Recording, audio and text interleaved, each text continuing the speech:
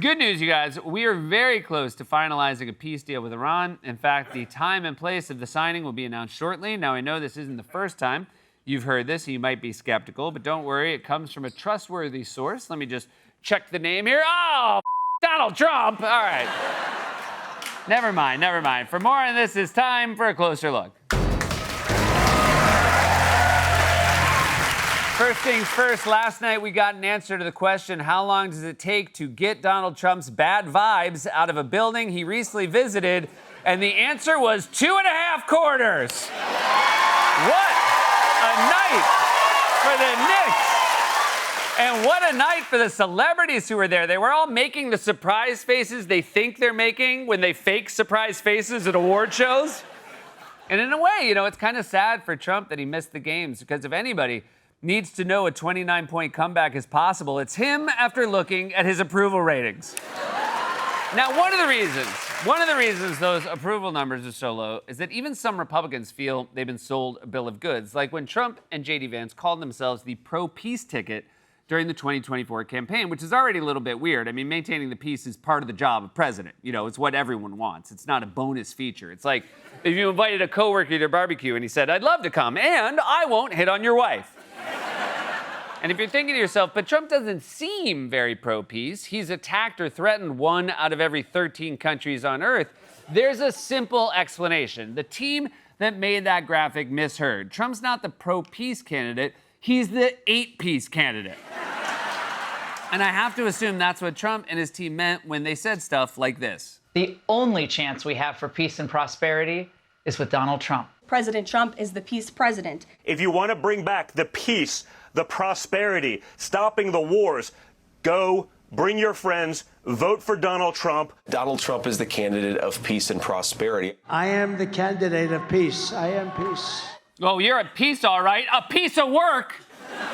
Yeah, I said it. Yeah, they know they're going to clip it and take it out of context, but I don't care. You're a piece of work. I know it's language unbecoming of a talk show host. That should have been a dead giveaway right there. The only people who ever say the words, "I am peace," in movies are the villains. Like, if I gave you that quote first, then asked you to guess who said it, which one would be your answer? Mahatma Gandhi or Bane? People of Gotham, I am here to liberate you from your decadence and rot. Do not fear, for I am peace. And now I'm going to do the same line as Gandhi. What? Why not? I was such a good Gandhi. Oh, right. Because it's 2026 and I am a white man. The point is, Republicans spent an entire campaign shamelessly insisting that Donald Trump, the guy who bombed 7 different countries in his first term, was somehow the candidate of peace. Well, you'll never guess how that turned out. Trump was asked what happened to all that peace and prosperity stuff, and he basically said, "New phone, who dis?" One of your consistent campaign promises was no new wars, going all the way back to 2015. Did you break that promise to the American people? No. What changed? Because you insisted no new wars. First of all, I didn't guarantee no war. Yeah. Saying you're the candidate of peace doesn't mean you're against war. It's like, if you're Kendrick Lamar's record producer, that doesn't mean you're against Drake. A minor just happened to be the perfect rhyme in that spot. It's not personal. Now, this is the part of the show where I would sarcastically tee up a clip package that proves the opposite of what Trump just said, but I'm not going to do that. I'm going to give it to you straight, and I hope you're sitting down for this, because here's the truth. Donald Trump lied. Lied like a dog. And he didn't just say it once or twice. He repeated that lie over and over again. We're not going to have war in the Middle East. I'm going to keep you out of wars. I'll keep you out of wars. I'm not going to start a war. I'm going to stop wars. Under Trump, we will have no more wars. You said it all the time. No more wars was basically your bazinga. It was a catchphrase. You were like a sitcom dad who would come home and discover that your kids were fighting over the remote control. Whoa, everyone. Let's take turns. It's like I always say, no more wars.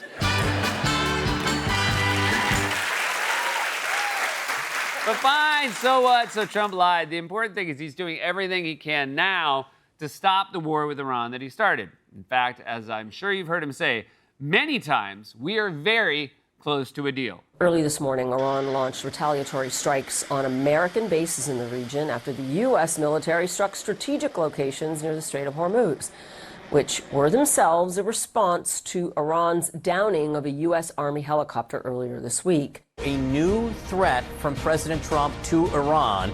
He says Iran has taken too long to negotiate a deal that would have been great for them.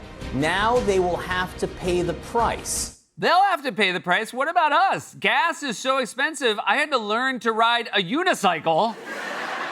And then I found out not only can you not park a unicycle in Manhattan, they make you legally move to Brooklyn.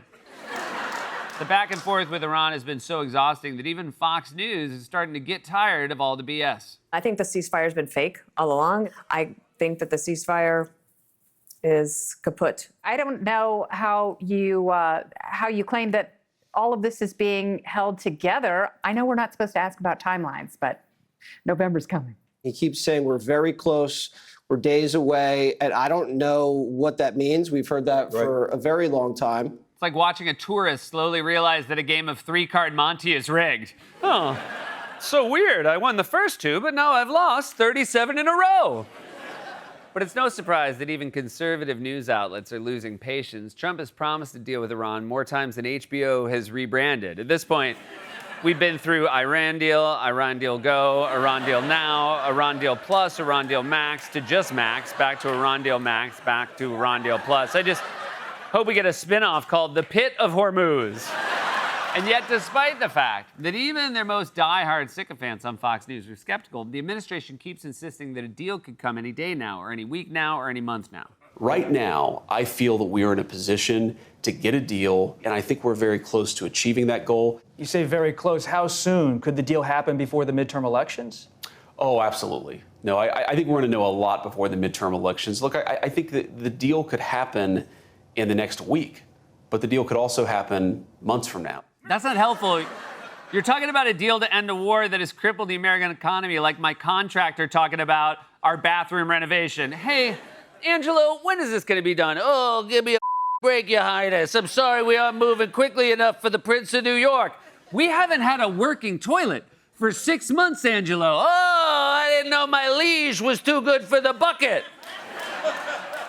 After spending an entire campaign insisting he would end wars, Trump is claiming he never said he would end wars. What about his other big promise to end inflation? Starting on day one, we will end inflation and make America affordable again. Prices will come down. You just watch. They'll come down, and they'll come down fast. Starting the day I take the oath of office, I will rapidly drive prices down, and we will make America affordable again. We're going to make it affordable again. We're going to get your energy prices down by 50%. Groceries, cars, everything. We're going to get the prices down. Starting on day one, we will end inflation and make America affordable again. A vote for Trump means your groceries will be cheaper. Getting gasoline below $2 a gallon, bring down the price of everything from electricity rates to groceries, airfares, and housing costs. We've played that montage so many times, I keep a VHS copy of it right here next to my desk. And if you're wondering why a VHS tape, it's because I had to sell my laptop for my unicycle. Thanks, inflation. We're actually thinking of selling these in the NBC store with this beautiful slip color. And not only did Trump list the specific things he was going to make cheaper, gas, groceries, housing, electricity, airfare, he even gave a specific day he'd start making them cheaper, which was day one, which is insane. Nothing gets done on day one of any job. My first day at SNL, I spent 3 hours looking for the bathroom until Tracy Morgan told me he thought it was okay to use Lauren's popcorn machine. And if you think it's impossible Tracy would say that, here's what he said might happen during Monday night's Knicks game. I think the Statue of Liberty might get pregnant.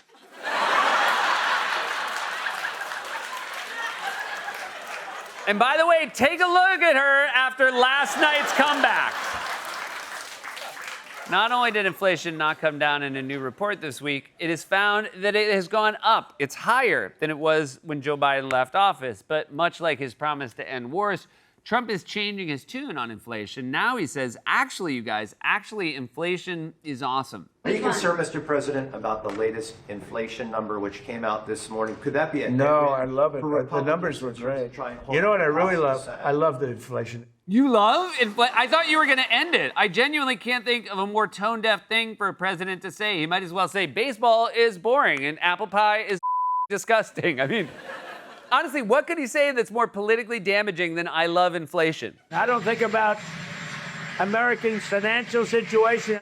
Now, you might be asking, does Donald Trump really not care about inflation, or does Donald Trump really not care about Americans' financial situations? And the mistake you're making is continuing to talk after the word care, because unless it's followed by himself, Donald Trump doesn't care about anything. If it's easier for him to try and convince you that inflation is good than it is to stop inflation, that's what he's going to do. Ending inflation on day one was a lie, in the same way being the candidate of peace was a lie. He lies so easily. Dude was out there this morning saying that Iran is telling him that they are happy with the press they're getting. Iran is very good at publicity, but they're not good at fighting. But I took a look, and I must tell you, they can't believe the press they're getting. They can't even believe it. Yeah. And they told me, they said, it's amazing how well we're doing in the papers. The least a thing has ever happened was the time the Iranians said to Donald Trump, it's amazing how well we're doing in the papers. So how does this work? You get on the phone with Iranian negotiators, and before you get into deal points, one of them says to you, have you seen the papers? It's hard to believe him, especially when he posts something like this. Based on the fact that discussions with the Islamic Republic of Iran have been brought to the highest level of Iranian leadership and approved, I have, as President of the United States of America, canceled the scheduled strikes and bombings against Iran this evening. I like when he writes, I have, as President of the United States of America, because then I know he didn't just do it as a blowhard from Queens who fell asleep at a finals game. The Trump presidency is a bait and switch, and it couldn't be any more obvious. Trump promised to end wars, then he denied he ever said it. He promised to end inflation, and now says he loves inflation. The idea that Trump would ever keep one of his promises is ludicrous. It's more likely that pigs might fly, or hell might freeze over, or the Statue of Liberty might get pregnant. Thank you, Tracy. This has been A Closer Look.